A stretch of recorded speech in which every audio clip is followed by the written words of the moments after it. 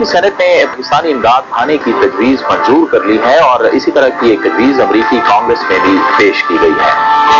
امریکی قانون ساز ماہرین نے ڈیموکریٹک سینیٹر جوزف بائیڈن کی پاکستان کو امداد 3 گنا کرنے کی تجویز کی حمایت کی ہے۔ یہ امداد $1.5 بلین سالانہ کرنے کی تجویز ہے۔ امریکہ کی فارن ریلیشنز کمیٹی کے باثر ارکان اور ماہرین نے اس تجویز کی حمایت کی ہے۔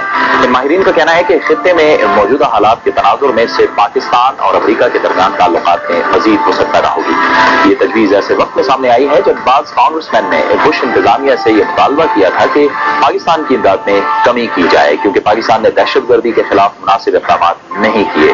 پاکستانی امداد بڑھانے کی اس تجویز کا پس منظر کیا ہے، اس پر ہم بات کریں گے۔ ہمارے ساتھ واشنگٹن سے موجود ہیں مڈل ایسٹ انسٹیٹیوٹ کے اسکالر ڈاکٹر فاروق حسنات۔ السلام علیکم ڈاکٹر صاحب۔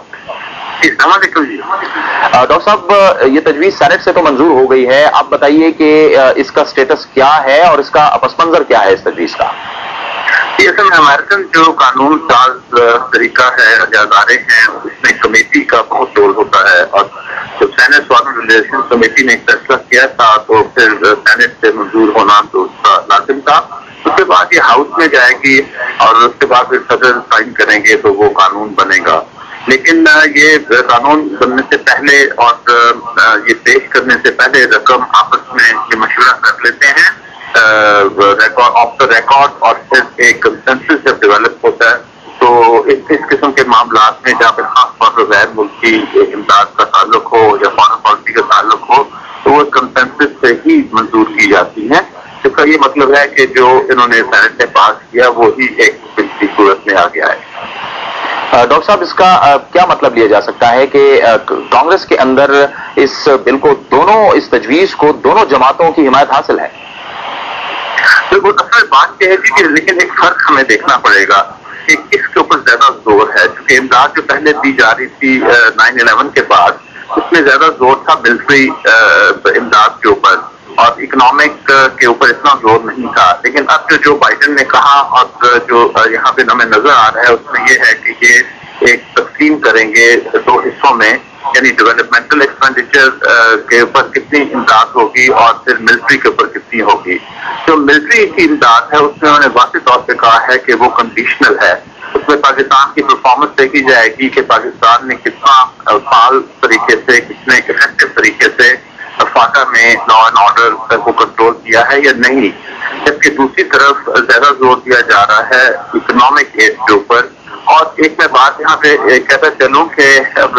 جیسے ہمیں معلوم ہے 2 دن پہلے انہوں نے اظہار کیا تھا اپریہنشن کا کہ پاکستان میں اکاؤنٹ کا صحیح طور پہ نہیں رکھا جا رہا اور بہت سی ایسی رقم ہے جس کا امریکوں کو کوئی حساب بھی نہیں دیا جا رہا۔ تو لگ یہ رہا ہے کہ اس مرتبہ اس چیز کو بھی ذہن میں رکھا جائے گا اور یہ دیکھا جائے گا کہ پاکستان میں کہاں پیسہ خرچ ہوتا ہے۔ لیکن یقیناً یہ بات واضح ہے کہ ڈیولپمنٹل ایڈ کی طرف زیادہ توجہ ہوگی جبکہ ملٹری ایڈ کی طرف اتنی توجہ نہیں ہوگی۔ ڈاکٹر صاحب، اس بات کا کیا مطلب لیا جا سکتا ہے کہ چونکہ اس تجویز کو جو جوزف بائیڈن کی جو تجویز ہے اس کو جو سابق سفیر تھی پاکستان میں وینڈی چیمبرلین اور اس کے ساتھ ساتھ جو سین کام کے سابق ہیڈ تھے ان کی بھی حمایت حاصل ہے، تو اس کا کیا مطلب لیا جا سکتا ہے؟ اس کا یہ تو اصل میں بات یہ ہے کہ امریکہ کا اپنا مسئلہ ہے، کیونکہ افغانستان میں ان کی کوئی حالت اچھی نہیں ہے، وہ بری طرح وہاں پہ پھنسے ہوئے ہیں، اور جب تک پاکستان سے امداد نہیں آئے گی، پاکستان امداد سے مراد ہے کہ پاکستان اگر سپورٹ نہیں کرے گا امریکن جو ریجنل وار اگینسٹ ٹیرر ہے، اس وقت تک امریکہ اور نیٹو فورسز افغانستان میں کامیاب نہیں ہو سکتے۔ تو پاکستان ان کی ایک ضرورت ہے، پاکستان ان کی ایک کمپلشن ہے، یعنی امریکن نیشنل انٹرسٹ ہے۔ تو اس میں تو چاہے ریپبلکن ہے ڈیموکریٹس ہیں، ان کے لیے تو امریکن نیشنل انٹرسٹ ہمیں پہلے رکھنا ہے۔ تو یہ بات بالکل واضح ہے کہ بغیر پاکستان کے مدد کے یا بغیر پاکستان کی کوآپریشن کے وہ وہاں پہ بالکل مؤثر کارروائیاں نہیں کر سکتے افغانستان میں اور وہاں پہ کامیاب نہیں ہو سکتے۔ یہاں پہ یہ بائیلیٹرلی ہونا چاہیے، لیکن جیسے میں نے پہلے کہا ایڈ کے اوپر ہوگا اور اب اس کے اوپر نظر رکھی جائے گی کہ جو ملٹری ایڈ ہے وہ کہاں پہ استعمال ہو رہی ہے اور اس کا یہ حساب بھی دے گی۔ ڈاکٹر صاحب، ان باتوں پر بھی تحفظات کا اظہار کیا گیا ہے کہ کس طرح سے پاکستانی حکومت قبائلی علاقوں میں اقدامات کر رہی ہے، اس حوالے سے بھی امریکہ کے تحفظات بہرحال رہے ہیں۔ آپ کیا سمجھتے ہیں کہ اس تجویز کی حتمی منظوری میں اب کوئی رکاوٹ ہے یا ایسا کوئی مسئلہ نہیں ہے؟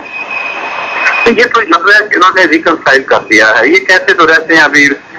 جو ان کے سیکرٹری آف ڈیفینس ہے انہوں نے کہا تھا کہ ہم سیٹسفائڈ نہیں ہیں جو پاکستان نے معاہدے کیے تھے طالبان کے ساتھ یا قبائل کے ساتھ، کیونکہ اس سے افغانستان میں انسرجنسی کی ایکٹیویٹیز بہت زیادہ بڑھ گئی ہیں۔ لیکن بات یہ ہے کہ پاکستان نے اپنا انٹرسٹ بھی تو دیکھنا ہے کہ پاکستان کا اپنا انٹرسٹ کیا ہے۔ اگر پاکستان کی فوج الجھتی ہے اپنے قبائل کے ساتھ جا کے تو ایک لمبی لڑائی شروع ہو جائے گی جس کے بڑے منفی اثرات پاکستان کے معاشرے کے اوپر بھی پڑیں گے، جو کہ پچھلے سالوں میں ہم نے دیکھا بھی، سوسائڈ بامبنگ تھی اور اس قسم کے معاملات تھے۔ تو وہاں پہ تو ایک ڈائلاگ تھی اور اس کی چل رہا ہے پاکستان اور امریکہ کے درمیان، جس میں امریکہ کو سمجھانے کی کوشش کر رہا ہے، پاکستان سمجھانے کی کوشش کر رہا ہے کہ ہمارے اپنے لوگ ہیں، پاکستانی ہیں، جن کے ساتھ ہم پہلے بات چیت کرتے ہیں۔ اگر بات چیت ناکام ہوئی یا کوئی ایسا سیکشن ہے وہاں سے قبائل کا جو کہ کر رہا ہے کہ ہم نے فورس استعمال کی ہے، تو پھر وہی ہم فورس استعمال کریں گے، ان میں سلیکٹو فورس، کیونکہ امریکہ پوری طرح پاکستان فورس استعمال کرے۔ دوسرے رستوں میں امریکہ یہ مائنڈ نہیں کرے گا اس بات کو، اگر افغانستان میں جو وہ الجھا ہوا ہے وہ لڑائی وہاں سے شفٹ ہو کر پاکستان میں آ جائے، لیکن یہ پاکستان کے انٹرسٹ میں نہیں ہے کہ افغانستان کی لڑائی پاکستان میں ہے۔ بہت شکریہ ڈاکٹر فاروق حسنات صاحب، آپ کا scholar Middle East Institute Washington سے ہم سے گفتگو کر رہے تھے، اور ان کا یہ کہنا تھا کہ ظاہر ہے کہ اگر پاکستان کی امداد بڑھائی جا رہی ہے امریکہ کی طرف سے تو امریکہ کچھ توقعات رکھے گا کہ پاکستان دہشت گردی کے خلاف جنگ کے حوالے سے کچھ اور اقدامات کرے، لیکن بہرحال پاکستان کی یہ ذمہ داری ہے اور پاکستان یہ ہرگز نہیں چاہے گا کہ وہ اپنے مفاد کے خلاف کوئی ایسے اقدامات کرے جس سے اس کو نقصان ہو۔ اب